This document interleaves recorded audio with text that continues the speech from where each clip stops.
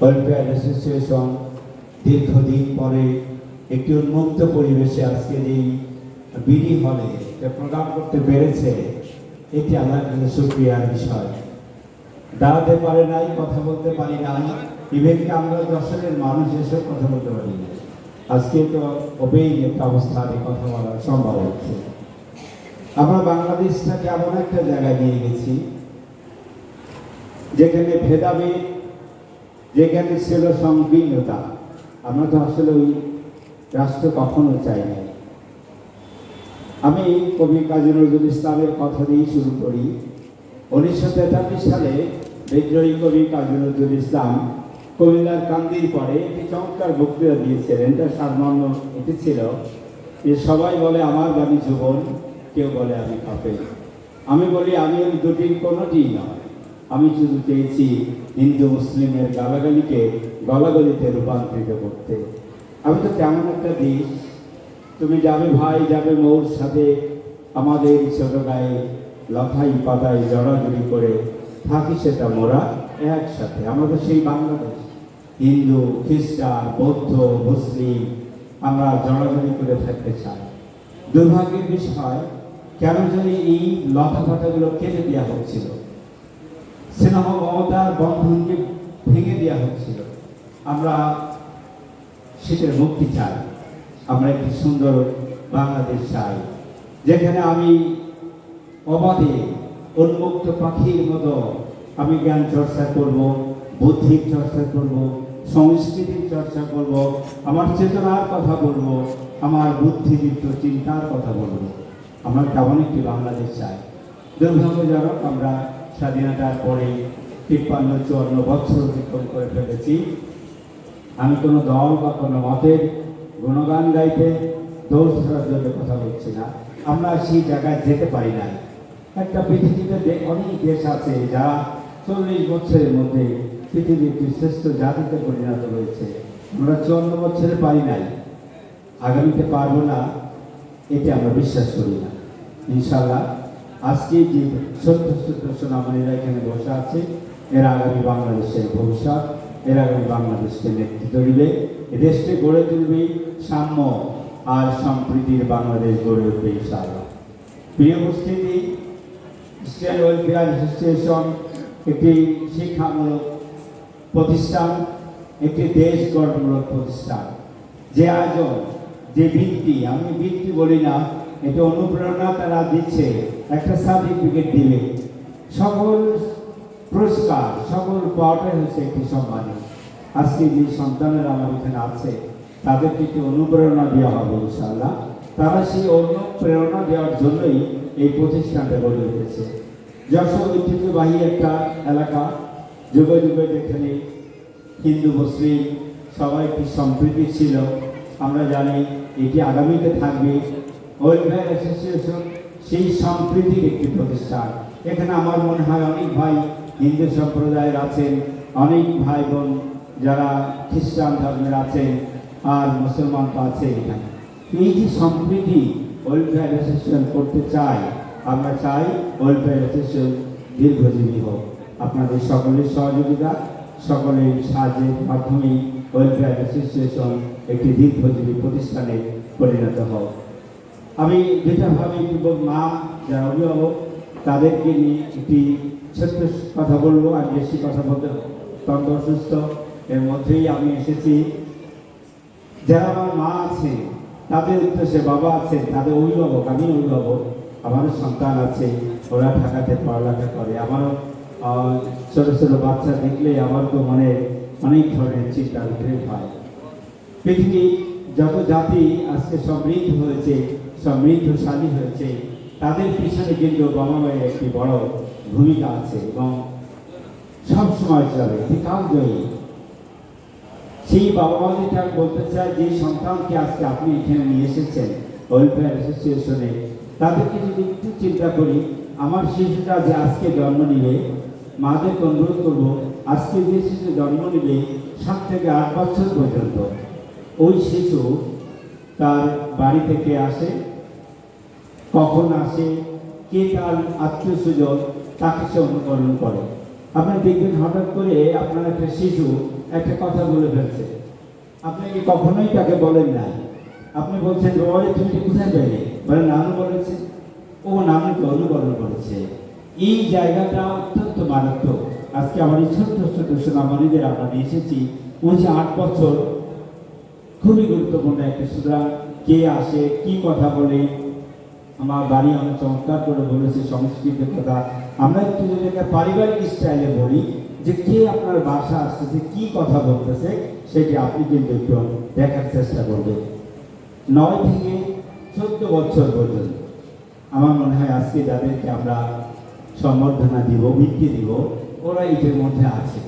এই 9 থেকে 14 বছরে তাকে আমি কোন প্রতিষ্ঠানে পড়ালেখা করাই, কার সাথে ঘুরছে, এটি গুরুত্বপূর্ণ ভূমিকা রাখে।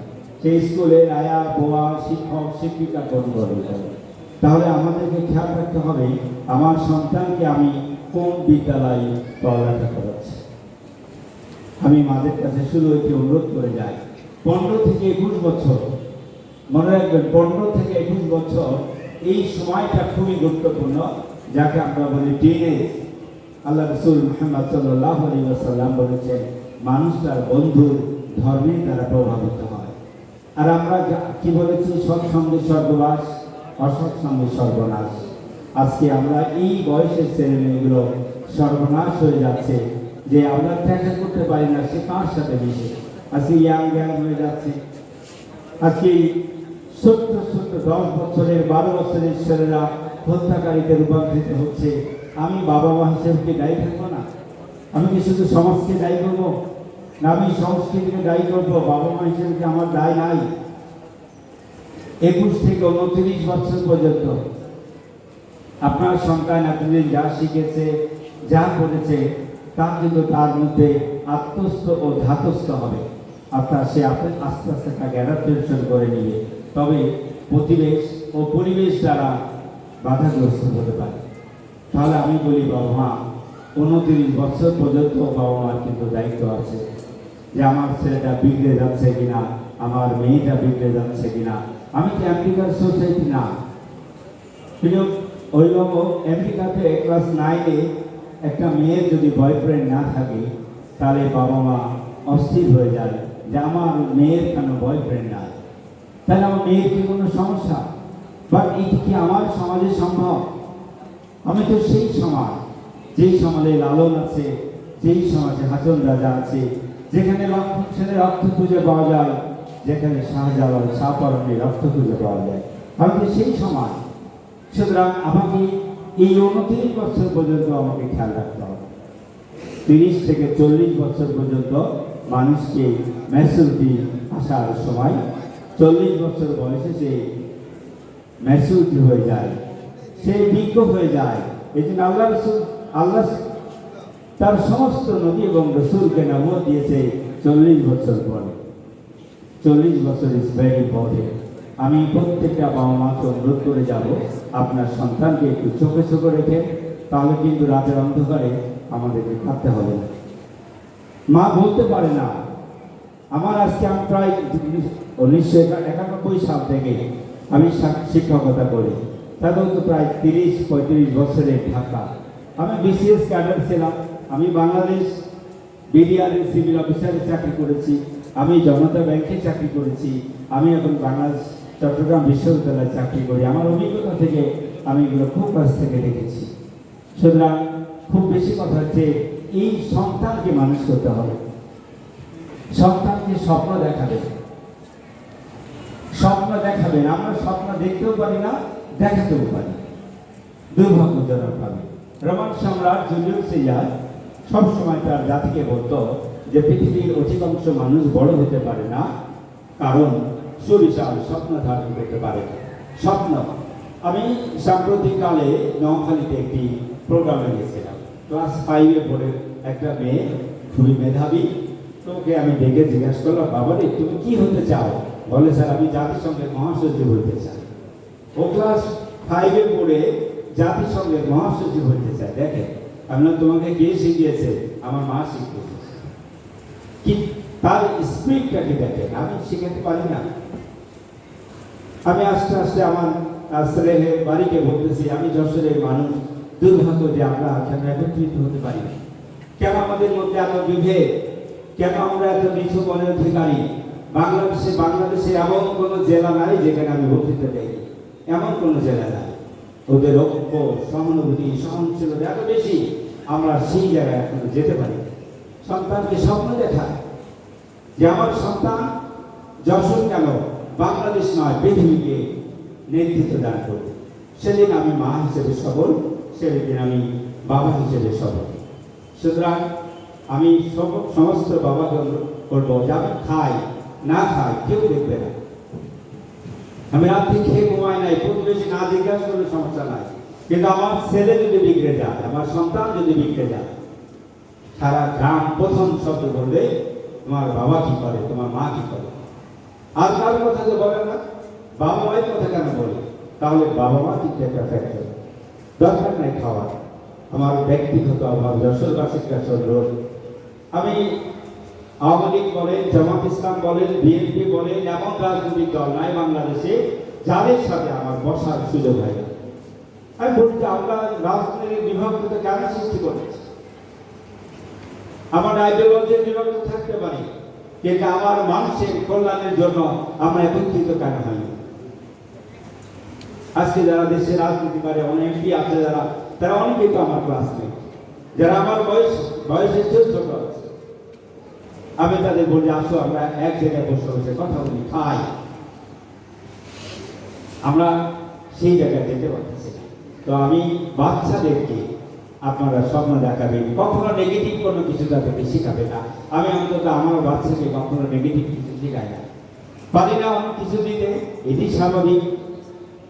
আমরা বাচ্চাদেরকে প্রতিদিন সকালে ঘুম থেকে উঠে, ছোট্ট বাচ্চা, তো বাচ্চার বৃষ্টিতে ভিজে, তো বলে মা আমি কি বৃষ্টিতে ভিজতে যাবো? না, তুমি বৃষ্টিতে ভিজবে না, তুমি যাবে না। মা একটু আইসক্রিম খাবো? না, তুমি খাবে না। মা একটু ঘুরতে যাবো? যাবেন, তুমি যাবে না। সন্ধ্যায় মা বলতেছে বাবা একটু পড়তে বসো? না, আমি পড়বো না। সারাদিন যে আপনি বলেছেন না, ওর মাথার মধ্যে প্রত্যেকটা মানুষের সহজাত প্রবৃত্তি হচ্ছে নেগেটিভটা সে আগে গ্রহণ করে। প্রত্যেকটা মানুষের, আপনার আমার সবাই, শুধু মানুষের হিউম্যান সাইকোলজিকে আপনাকে বুঝতে হবে, আপনার বাচ্চার সাইকোলজিকে বুঝতে হবে। তাহলে আপনি আপনার বাচ্চাকে কি বলবেন? হ্যাঁ বাবা, তুমি বৃষ্টিতে ভিজো, তোমার সর্দি লাগবে। ও বৃষ্টিতে ভিজার পরে সর্দি লেগেছে, ওই বাচ্চার জীবনেই বৃষ্টিতে ভিজে যাবে না। মা বলেছিল বৃষ্টিতে ভিজলে সর্দি লাগে, আমি আর যাব না। তাহলে ওর নেগেটিভকে তো আমি পজিটিভলি করে দিতে পারি। কোন সন্তানকে যদি নেগেটিভ করে, ও কিন্তু বেশি দূর যেতে পারবে না, এক সময় যেও দাঁড়িয়ে যাবে। তো আপনাদের কাছে আমার অনুরোধ থাকবে, সন্তানদেরকে নেগেটিভ করবে না, নেগেটিভটা পজিটিভে শেখাবে। মা হচ্ছে একটা অনুকরণীয়, সময় একটা অনুকরণীয়, সময় একটা বিশ্ববিদ্যালয় যেখান থেকে আমরা শিখি, কিন্তু আমরা সময়ের সমুদ্রে বাস করেও সময় পাই না। আমরা একটা সময়ের সমুদ্রের মধ্যে আছি, তবুও সময় পাই না। আপনারা অনেকেই শেক্সপিয়ারের নাম শুনেছেন। শেক্সপিয়ার কবিতায় লিখেছেন, সময় তুমি বদ্ধ যাযাবর। তো সময়কে এক ভদ্রলোক দাওয়াত দিচ্ছে যে ভাই সময়, তুমি কালকে আমার কাছে কিছু দাওয়াত না আমার বাসায়। সময় বলে আমার কোনো সময় নাই। আর যশোরের পণ্ডিত মুন্সি মেহেরুল্লাহ কি বলেছেন? ভাবো মন, দমে দম, রাহা দূর, বেলা দো। প্রত্যেকটা মুহূর্তে ভাবতে হবে, ভাবাইতে হবে সন্তানকে যে আমাকে অনেক দূর যেতে হবে, কিন্তু সময় নাই। আপনি শুরু করতে চান, সফল হতে চান, আপনার সন্তানকে এখনই শুরু করার, কালকে না, পরশু না, এখনই শুরু করার। দেরি করবেন না, তাহলে বিপদ হয়ে যাবে।